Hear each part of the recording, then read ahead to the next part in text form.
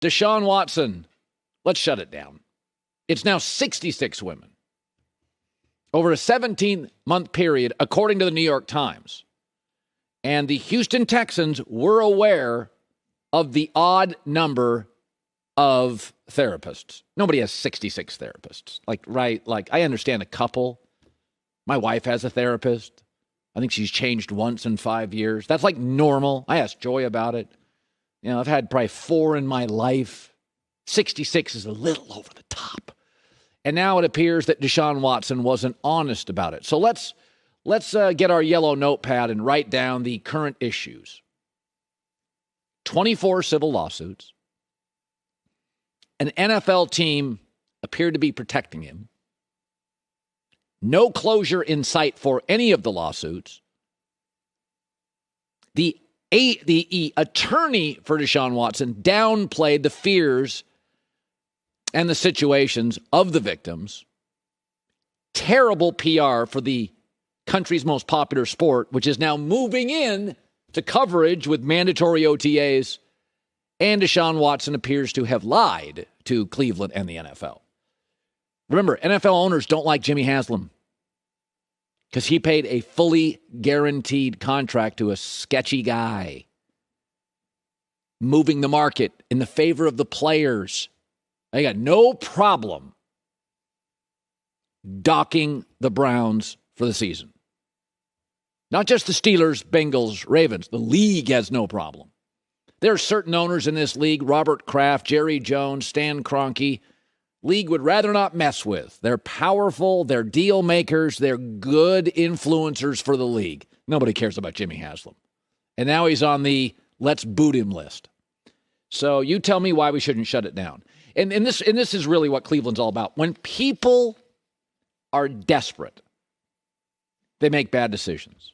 They make desperate decisions. That's when actors choose bad movies, musicians make bad albums, businesses make lousy acquisitions, and teams roll the dice on incredibly iffy personnel. That's what desperation does. Now, the Browns have been desperate for most of my life, but they're desperate to be relevant. And like any business, they roll the dice, and this has not worked. So the contract from day one, listen, Deshaun's a really talented guy, but we said this yesterday. Dominance at the NFL and any pro league, Warriors, Celtics, starts at the top. So does chaos, uncertainty, and irrelevance. It all starts at the top. The same teams are drafting at the top virtually every year. Jacksonville, Detroit, the Jets, all starts at the top. You can keep blaming coaches, keep blaming players and quarterbacks. Swear to God, it's the same 8 teams. Washington's up there a lot. Same teams over and over and over. And then eventually you get a good owner and a good GM and a good coach, Buffalo, and now you draft at the end of the first round because you're really good and will be for the next 10 years.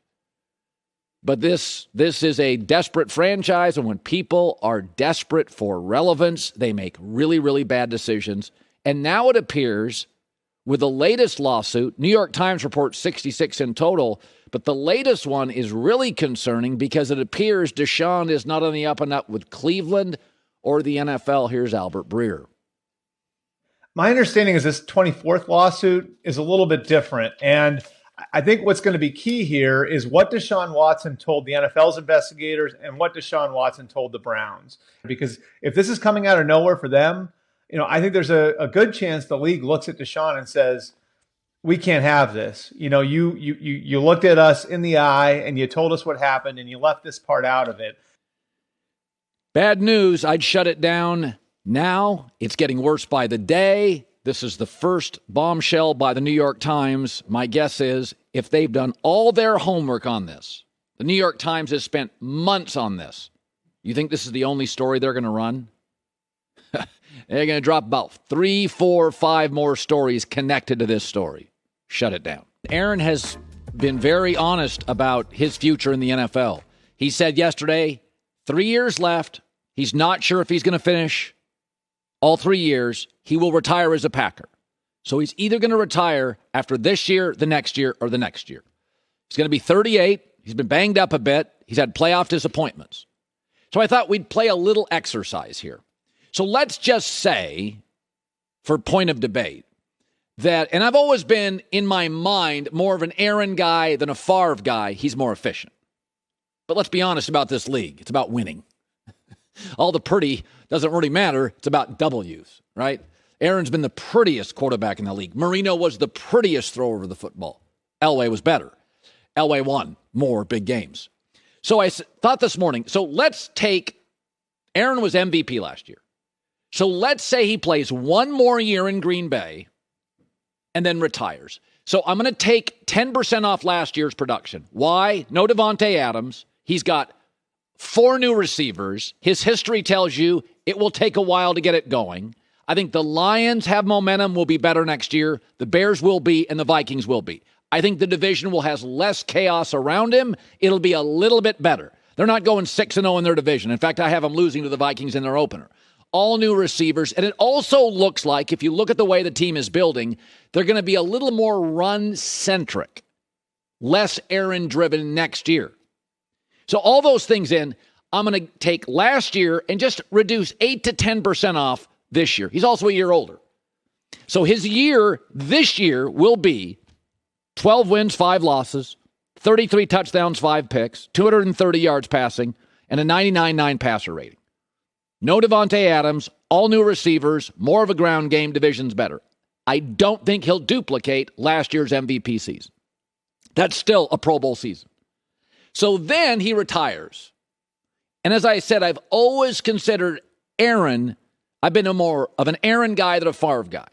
So if that is it, and remember, Aaron played in a more quarterback-friendly NFL than Favre, and a more offensive-friendly sport than Favre. Here would be their numbers, if you lined up all their numbers. And here's what's really, really interesting. Isn't that interesting? Aaron wins the pretty stuff. Passer rating, fewer interceptions. But Favre wins more. Favre threw for more touchdowns. Favre averaged more passing yards. And if you include their postseason, and that's what we really care about, right? This is football, not baseball. Aaron, once again, more wins in the playoffs. Got to more Super Bowls. Better winning percentage in the playoffs. And it's funny, if you look at the two, Aaron is the prettier. He'll end up with more MVPs and a higher passer rating. Favre, more Super Bowls, more touchdown passes, better playoff win percentage, fewer injuries, more available. What matters? That's all the stuff that matters. Favre's got all the stuff I care about. More Super Bowls, more playoff wins, more touchdown passes, and more available. Aaron's got more MVPs and a better passer rating. More commercials, although that's close. It's funny, right? Like, my interpretation is if Aaron plays one more year and puts up really good numbers, it's reasonable to think without Davante Adams and all these brand new either old receivers or kids, he's not going to light it up. And it also does look like they're going to be a little more run-centric. My thought was always Aaron's the better of the two. But football isn't baseball. I don't care about history. I care about what did you do. And Aaron played in a more quarterback and offensive-friendly league. I'd look at those numbers and say, I take the Favre guy. I'd take what he did. More Super Bowls, more playoff wins, more touchdowns, more yards. That's what I care about. More available. So, and I think both are Hall of Famers. But it is interesting. I do feel like Aaron, and he's mostly been in a division that's been awful for most of his career. He's had 2 offensive coaches. He's had numerous Pro Bowl offensive linemen. I think Aaron left more on the table if he would retire after next year. I think he left more on the table. I always thought the gap was much more Aaron favorable. But if this is the end of it, because I also thought 5 years ago he'd win another Super Bowl. Hi, everybody. Thanks for watching. Subscribe here to get the latest from the show. Also, be sure to check out more of the best clips from The Herd or go watch a few segments from other shows on FS1.